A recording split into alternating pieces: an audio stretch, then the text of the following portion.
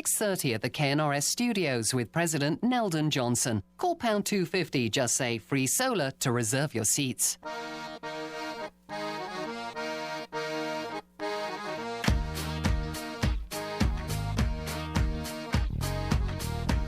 Rod Arquette with you on this Wednesday afternoon right here on Utah's Talk Radio, 105.9 KNRS. Listen and you'll know.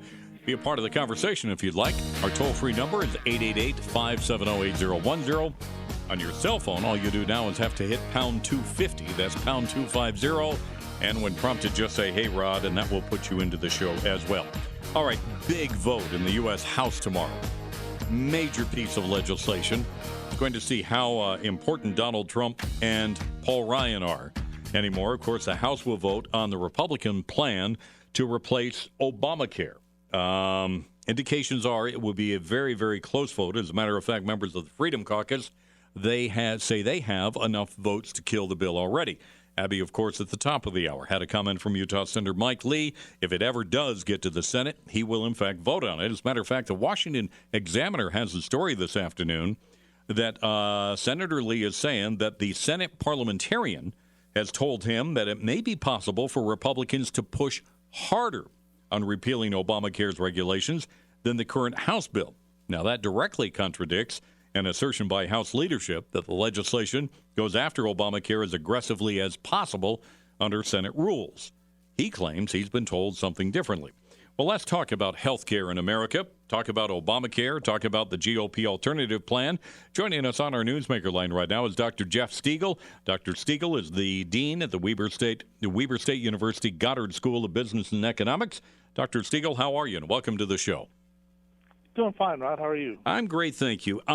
You write an op-ed in the Standard Examiner talking about the Affordable Care Act is not a sensible health care plan, but neither is the GOP alternative. If that's the case, what do we do, Dr. Steagall?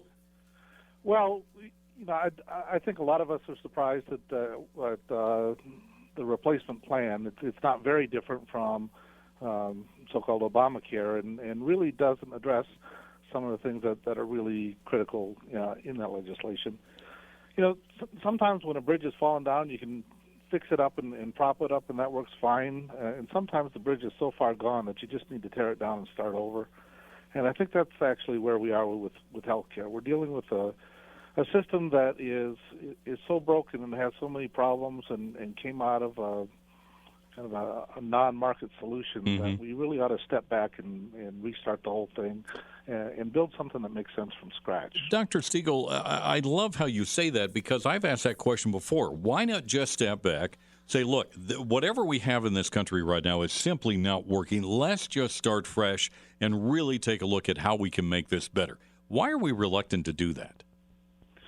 Well, I understand the reluctance to some extent. You're dealing with a sixth of the American economy. That's a pretty big chunk, and it's hard to imagine tearing it down to its base and rebuilding it. But I think you could do it in a relatively simple step-by-step way if you could get everybody to commit to solving the problem instead of playing politics. What do you see? That seems to be the obstacle. Yeah, what do you see as some of the problems that could be addressed?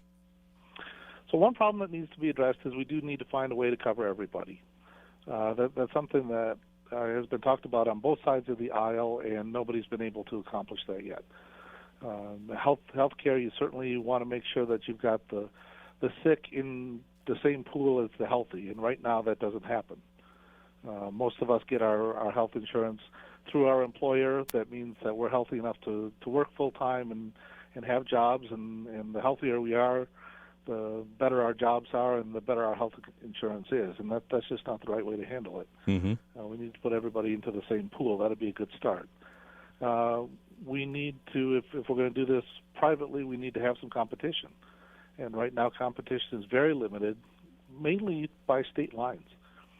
And while the Republican replacement bill talks about allowing competition across state lines, Obamacare actually allowed competition across state lines too. 3 states in particular allowed it across state lines, but no company actually offered any insurance across state lines because it was incredibly expensive for them to do that. They're operating in in a state now where they actually understand how the network works. They've got healthcare providers that they work with. They've got doctors they work with. If you go into a new state fresh, you've got to build all that from scratch. It's just too expensive unless you believe you can capture a big share of that market. Mm-hmm. And so we need to also consider the entire American economy as a single market and find a way to, again, pool that risk. That's the point of insurance, and make sure everybody gets covered. Dr. Steagall, so start with those two principles. I think we'll do all right. I've always thought that why not, you brought this up, why not let the free market, why not let competition be involved in this, and could we come up with a better plan? Why does government even need to be involved in this?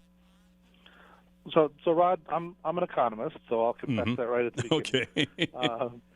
We talk in economics about market failures. So there are some things that the market doesn't do very well.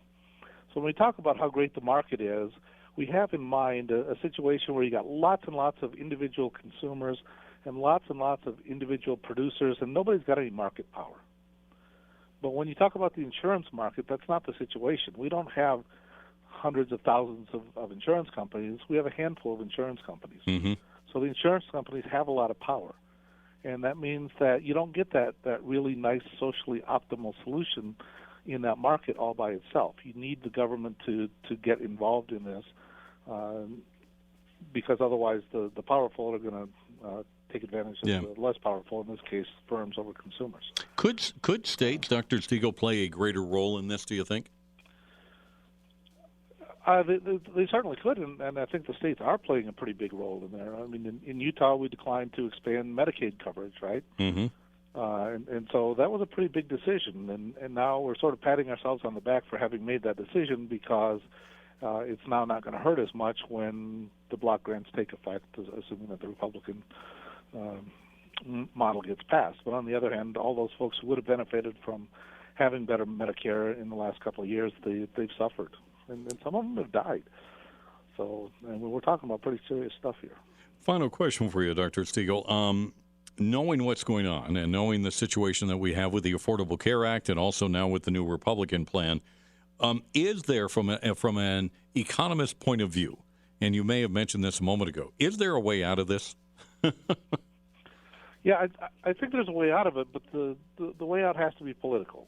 I tell my students on the first day of every class that I don't teach economics, I teach political economy, because you have to understand how the politics works and how it affects the rules of the economy and vice versa. And so we really aren't in a situation where we've got folks in Washington, D.C. who really want to solve the problem. I think they're positioning for the next election already, which is unfortunate, rather than stepping back and saying, hey, we've got to be a little less partisan about this. We've got to make some compromises, and we need to do right by the American people. Yeah, we'll see what happens. Dr. Steagall, great chatting with you. Thank you, and hope to have you on again.